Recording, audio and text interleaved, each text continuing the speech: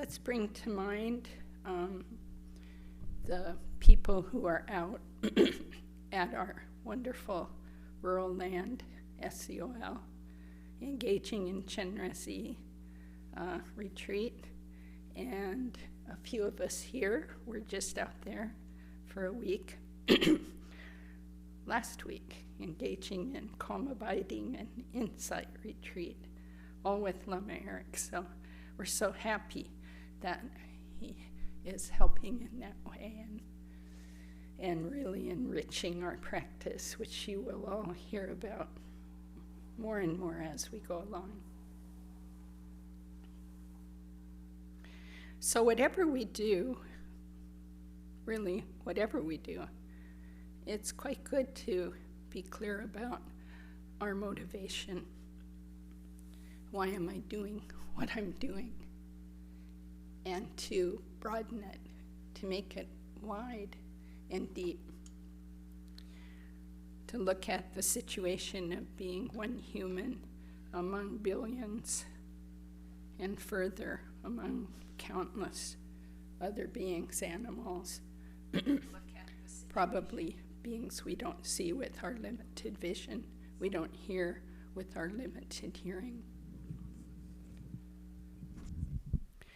So I like to take this one verse from the 8 verses of thought transformation sometimes by Longri Tampa. They used to call him the crying bodhisattva because he was so aware of the suffering in the world. He had a hard time not crying all the time. And I like this verse when I'm thinking about motivation, so I'll share it before we do our refuge and our bodhicitta prayer. He wrote many, many years ago, and we still have it, with the thought of attaining awakening for the welfare of all beings who are more precious than a wish-fulfilling jewel, I will constantly practice holding them dear. That verse has so much. First of all, the thought of attaining awakening. My goodness. I never had that thought before, somewhere around age 40. I didn't think, what would that be? So it makes a huge difference, doesn't it? That you think you have the capability, the possibility to attain full awakening, and then to do it for all beings, not leaving anyone out. Releasing our categories of friend, enemy, and stranger, our temporary labels, really. And that each person is more precious than a wish-fulfilling jewel. Sorry, I was gardening right before I came, and my asthma kicked up with some certain plant. More precious than a wish-fulfilling jewel. So a wish-fulfilling jewel gives you everything you could want in this world. Everything. Every pleasure, every wealth, everything. You just wish and you get it. But why would some being be more precious than that?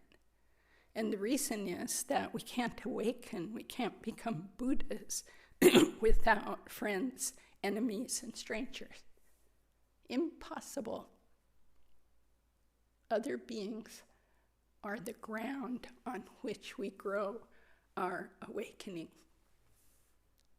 We grow in the six paramitas, learning patience, practicing ethics, etc. Generosity, giving and receiving from them. So this is why they're more precious than a wish-fulfilling jewel. The jewel cannot give us awakening. Our relationship and work with other beings can lead to that. So let's hold them dear tonight in our hearts. Let's work to do that always. But in particular, you might think of someone who's dear to you, who's struggling, and practice this time for them. and also for the massive beings who've all been very kind to us over and over. So with that, let's do our refuge prayer.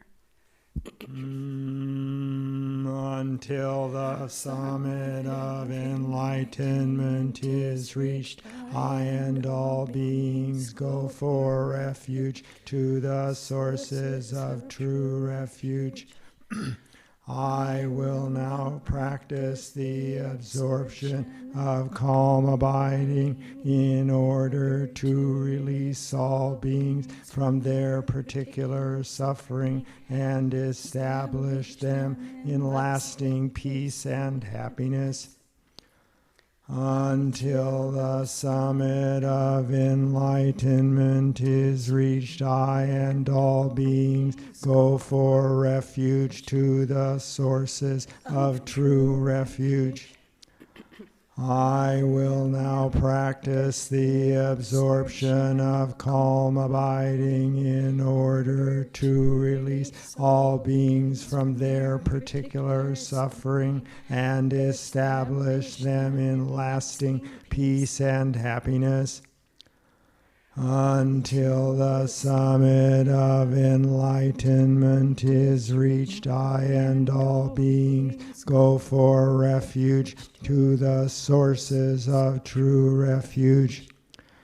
I will now practice the absorption of calm abiding in order to release all beings from their particular suffering and establish them in lasting peace and happiness.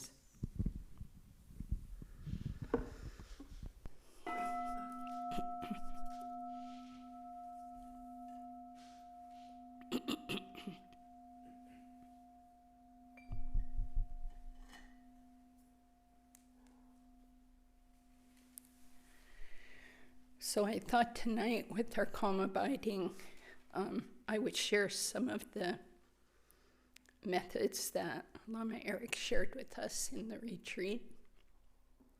I found them quite helpful.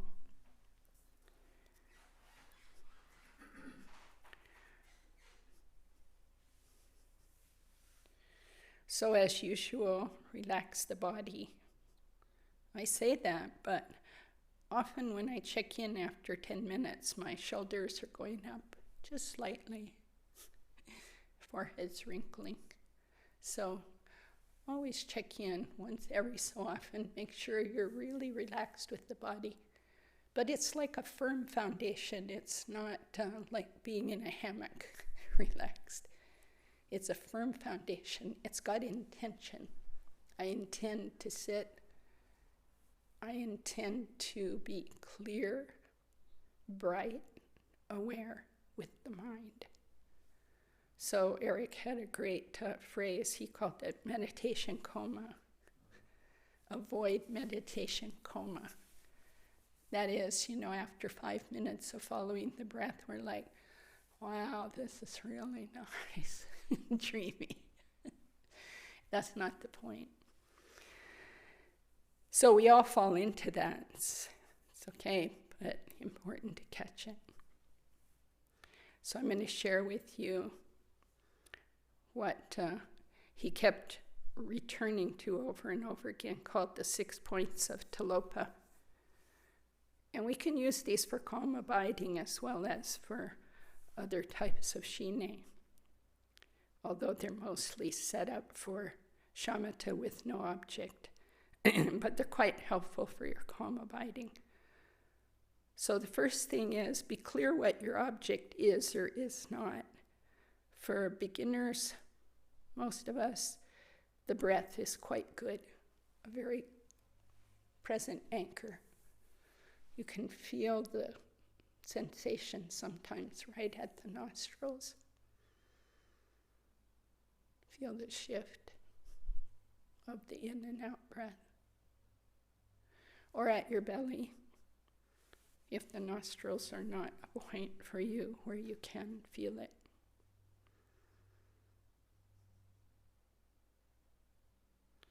Then if you're doing shine with no object, great. If you're doing Shine with something else because you've worked on it for a long time, great, just go ahead. Doesn't matter. So the first point of Tilopa, who's instructing about how to meditate, is don't reflect on the past. So we started to see how much we entertain thoughts of the past. As soon as you see that, let the thought float by. It will float by unless you grab it and you start working it. No need to work it. Let it go. So don't reflect or regard the past. Don't speculate or regard the future. It's not here yet. No need to speculate. The third point is don't think about the present. There's no need to analyze your cushion, the air, my voice. No need. Just let it go. Don't create an artificial meditation state. So we all have these thoughts of what it means to meditate. It should look like this and be like that and have this certain outcome. No, drop all that. Don't meditate in that artificial way. There's no need. Just be here, be aware, bright mind, relaxed and supple body. Then don't analyze. There's no need to create stories, investigate, judge. Just be with the mind as it is. Whatever rises is fine. It will pass on. Whatever doesn't arise, that's fine. Don't beckon it. And what I think we'll try is the timing Eric used, and I tried it this morning. It seemed to work fine. We'll do 6-minute sessions. After 6 minutes, I'll make this sound. That's not a time to stretch. That's a time to check your mind. Come back to where you want to be. You might already be there, so that's good. It's a good check-in. We'll do that for 1 whole minute. I'll do this. Wait a minute. Set your mind on your object. Then I'll do 2 for the stretch. Okay? So, knowing we're going to have a kind of break like that every 6 minutes, what I found in the retreat, it really helped me pour on in a relaxed way, but really focus, because I knew it wasn't going to be, I got to focus for 30 minutes. That's just so long. It was like, no, 6 minutes, clear, precise, gentle, then a break, okay? All right. So let's enjoy our meditation time.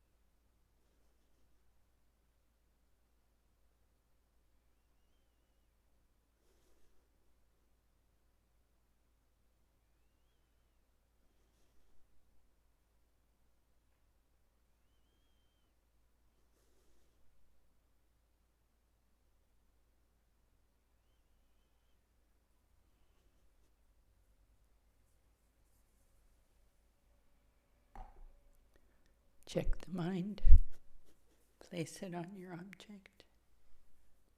Gently, precisely.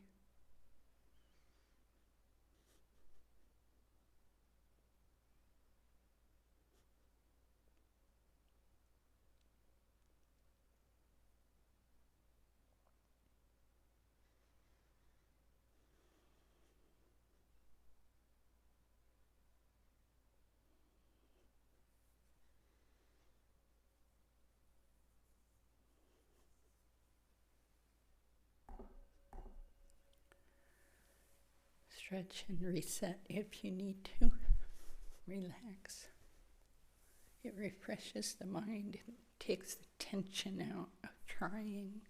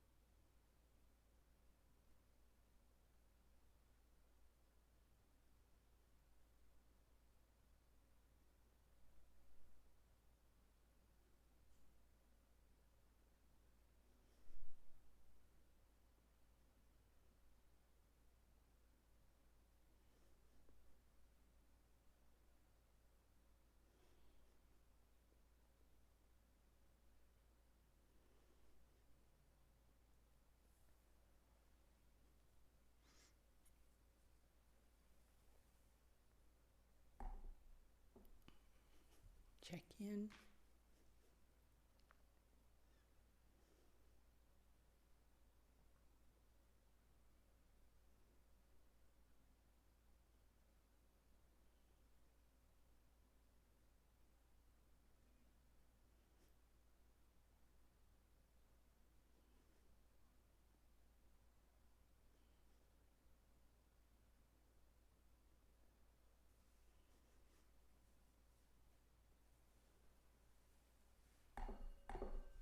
Relax. It's good to see we can have success with placing the mind. Distraction, placing it. Because as Lama Eric was saying, and of course Lama Michael has said many times, if we can place it once, we can do it again and again and again. So having success in placing it, catching the distraction, letting it go, placing is quite good. And we can feel confidence then.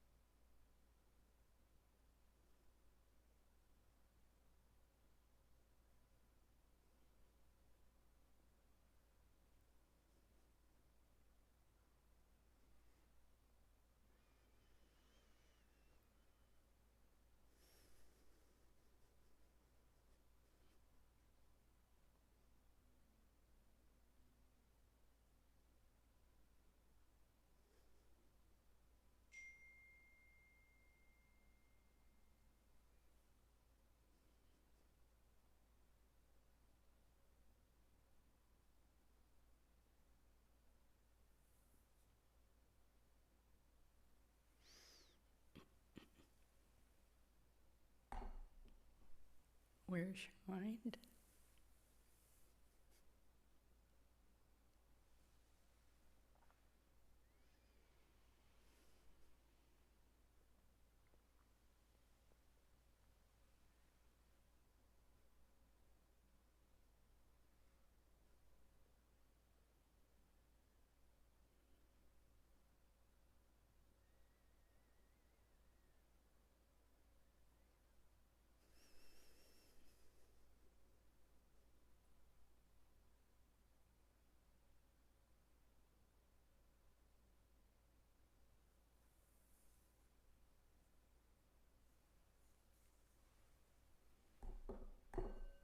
Stretch if you need, if you want.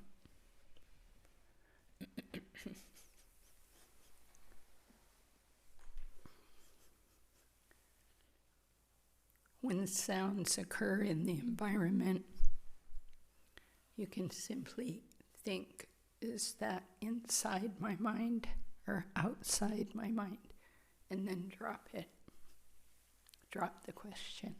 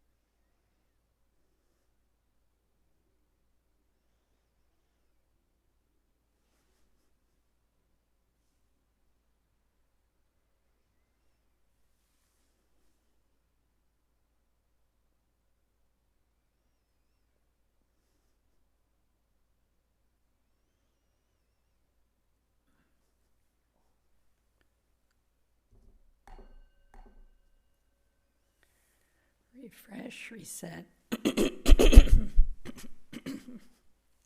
This will be the last 6 minutes, and Bob will ring the bell at the usual time.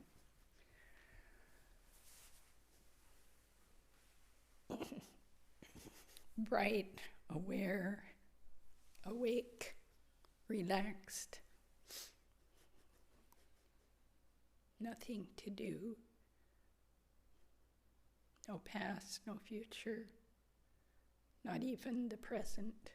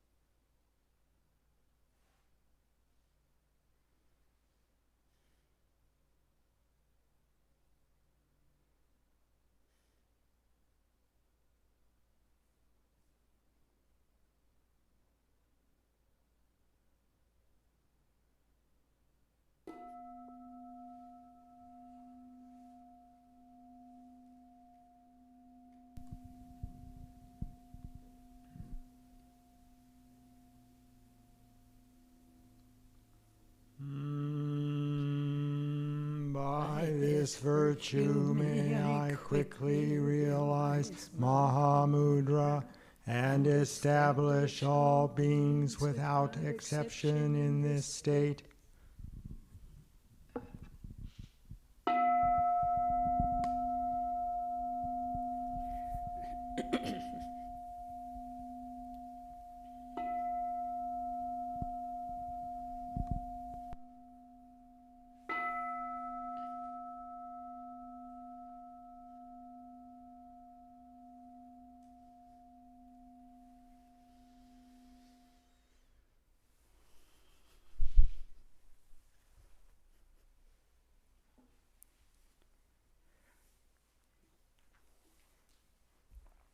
Thank you. So, announcements. Let's see. Well, I think all of you pretty much know the next couple things coming up. I'm teaching a class in Saturdays in October and one Saturday in November. We have the book now. It's in the bookstore. It's called Mindful of Race by an African-American priest, Buddhist priest named Ruth King. It's quite a remarkable book, very helpful, I think, in these times. Paperback, so whether you're doing the class, Bob's holding it up, whether you're doing the class or not, it's quite a good book for our social, political times from a very strong Buddhist perspective. So, as a woman of color. If you sign up for the class, of course, I'd prefer you come to all three. I think it's October 6th, then 2 weeks later, I can't remember why we had to do it that way, but it works out nicely. But if you can't come to all three, still consider coming. Just send me an email or check in with me and let me know. If you cannot come, then I really want people to listen to the class on YouTube before you come to the next one, because they will be in a series. In November, Lama Michael and Tim Campbell will lead 6 days of mind training out at SCOL. So if you can get away, look at that and register. And I wanted to remind people about the Green Tara group. We started a new Green Tara group. The Green Tara group's been going for years on the second and fourth Tuesdays of the month, but we've freshened it up a little after Kempo Lodradonia was here. So I attended once, and it's quite nice. If you come at 6 o'clock to 6:30, we just do that light green book that Kempo Rinpoche gave. It's a very short Green Tara practice in English, quite nice, with chanting. And then the usual group, and you're welcome to stay to do the whole long form in Tibetan in our usual way from 7 to 8:15. The only change there is they're learning a new chant. But so that's second and fourth Tuesdays, Green Tara group. And this very Tuesday afternoon from 1:30 to 3, which is always on the third Tuesday of the month, the Death and Dying Study Group is studying a book called Advice for Future Corpses. I really like that title. I'm a future corpse. Oh, that's powerful. By a local practitioner, Sally Teasdale.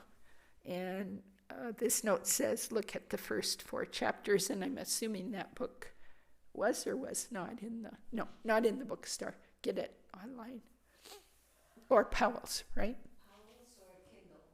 Powell's or Kindle. Okay, other announcements. Let's have some tea.